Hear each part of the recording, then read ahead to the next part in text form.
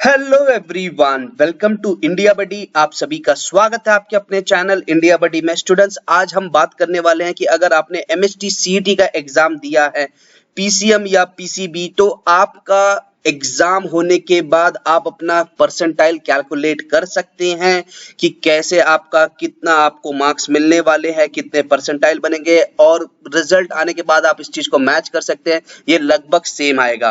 तो चलिए स्टूडेंट्स, आगे बढ़ते हैं। इस वीडियो में हम देखते हैं कि अगर किसी स्टूडेंट ने एमएसटी सीईटी का पेपर दिया है तो उसका परसेंटाइल वो एग्जाम के रिजल्ट आने के पहले कैसे कैलकुलेट कर सकता है। आपको पूरा स्मार्ट और एग्जैक्ट तरीका मैं आपको बताने वाला हूँ। तो लेट अस स्टार्ट स्टूडेंट्स। लेकिन एक चीज मैं बता दूं, जिन लोगों ने अभी तक चैनल को सब्सक्राइब नहीं किया, प्लीज सब्सक्राइब कर लीजिए और जितना हो सके उतना इस वीडियो को शेयर कर दीजिए। मुझे मालूम है आपको ये वीडियो पसंद आएगा, आप लाइक तो जरूर करेंगे। तो स्टार्ट करते हैं स्टूडेंट्स। पहले हम 3 सेक्शन में डिवाइड करते हैं। पेपर आपका इजी एग्जाम होता है, मॉडरेट होता है एंड डिफिकल्ट होता है। तो सबसे पहली चीज, इजी एग्जाम क्या है? जहां पे एवरेज क्वेश्चन जो अटेम्प्ट किए गए हैं किसी भी स्टूडेंट से, वो लगभग 170 मार्क्स के आसपास, तो उस पेपर को हम इजी बोलते हैं। कई लोग बोलेंगे कि सर हमको कैसे मालूम पड़ेगा कि ये पेपर जो हमने दिया वो इजी था कि टफ था? तो आप अपने प्रिपरेशन के हिसाब से आप सोच सकते हैं। आपको लग रहा था कि हाँ, मैंने प्रिपरेशन तो मॉडरेट लेवल पे किया था, लेकिन फिर भी क्वेश्चन अटेम्प्ट मैंने मॉडरेट से ज्यादा किया है, तो वो पेपर आपका इजी था। इस तरीके से आप समझ सकते हैं। तो अब जब कभी भी ऐसा पेपर होता है तो उसमें 95 से लेकर 99 परसेंटाइल जो रहेगा वो 140 टू 170 मार्क्स के बीच में आता है स्टूडेंट्स। 140 टू 170 मार्क्स के बीच में। देखिए, लास्ट में नॉर्मलाइजेशन तो होता है। अगर आपको नॉर्मलाइजेशन नहीं पता, डिस्क्रिप्शन में मैंने लिंक दिया, उसको देख लेना, आपको समझ में आएगा। लेकिन ये सिर्फ मैं पेपर वाइज में पहले बात कर रहा हूं। तो 95 टू 99 परसेंटाइल जो है वो 140 टू 170 के बीच में आएगा। लगभग 6 मार्क्स का गैप रहेगा। मतलब अगर किसी को 96 परसेंटाइल देखना है तो उसको अप्रोक्सीमेटली 146 मार्क्स रहेगा। किसी को 97 परसेंटाइल दिख रहा है तो अप्रोक्सीमेटली उसका 152 मार्क्स के आसपास आएगा। तो आप समझ सकते हैं इजी एग्जाम के लिए 90 टू 95 परसेंटाइल के बीच में अगर आप देखते हैं तो यहाँ पे आपको आ रहा है 120 से 140 मार्क्स, और गैप जो है वो लगभग 3 से 4 मार्क्स का रहेगा। मतलब 120 मार्क्स की बात कर रहे हैं, अगर 91 परसेंटाइल बोलेंगे तो अप्रोक्सीमेटली वो 123 124 मार्क्स यहाँ पे मैंने बोल दिया।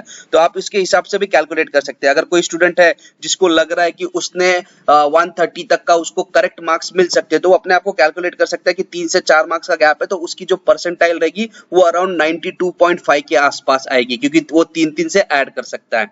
अगर कोई कैंडिडेट है जिसको 80 टू 90 परसेंटाइल के बारे में जानना है, तो उसको मार्क्स जो रहेंगे वो 95 टू 120 मार्क्स के बीच में रहेंगे अप्रोक्सीमेटली। यहाँ पे अगर आप देखोगे तो जो आपका गैप बनता है, यहाँ पे मैंने 2 से 3 मार्क्स इसलिए लिखे क्योंकि कुछ लोग बोलेंगे सर कैलकुलेशन के हिसाब से तो ये 15 मार्क्स है तो 1.5 के बीच में आना चाहिए, लेकिन कभी कभी यहाँ पे वेरी होता है, क्योंकि जैसे जैसे आपका परसेंटाइल गिरने लगते हैं वैसे वैसे नंबर ऑफ स्टूडेंट्स के काउंट बढ़ते हैं। तो आप 1 से 2 से 3 मार्क्स के बीच में वो वेरी होगा।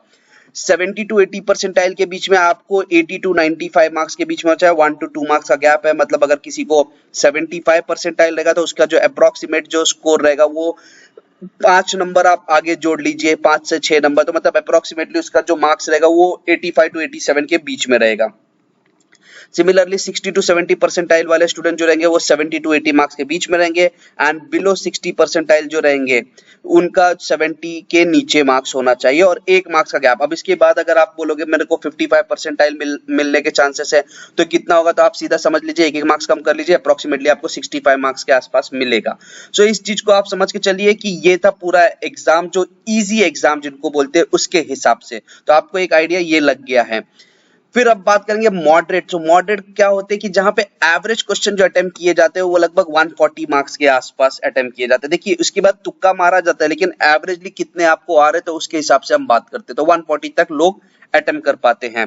सो 95 टू 99 परसेंटाइल, यहाँ पे जैसे जैसे पेपर का टफनेस बढ़ेगा वो परसेंटाइल का जो काउंट है, जो मार्क्स, वो कम होगा। सो ये 120 टू 150 के मार्क्स के बीच में आ रहा है, तो 6 मार्क्स का गैप यहाँ पे भी रह सकता है।